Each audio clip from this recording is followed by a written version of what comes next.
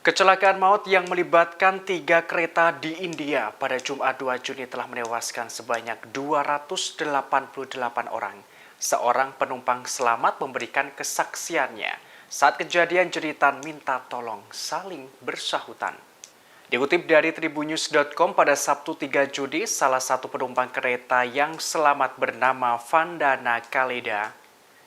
Ia menceritakan kesaksiannya ketika kecelakaan kereta terjadi. Dengan mata berkaca-kaca, Kaleda mengaku dirinya merasakan guncangan keras saat kereta yang ditumpangi keluar dari jalur rel.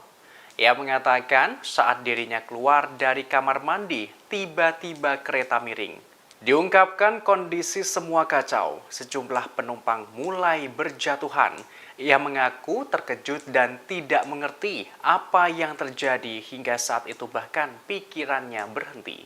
Tak lama kemudian terdengar keras dentuman suara saat kereta Howrah Superfast Express yang melaju dari Yeshwantpur ke Howrah menabrak gerbong Coromandel Express. Sementara itu kesaksian penumpang selamat lainnya, Anubadas mengaku semuanya hancur. Terjadi pertumpahan darah di rel karena banyak korban yang kehilangan anggota badannya. Ia mengaku situasi mengerikan dengan jeritan dan ratapan korban luka dan kerabat korban yang tewas.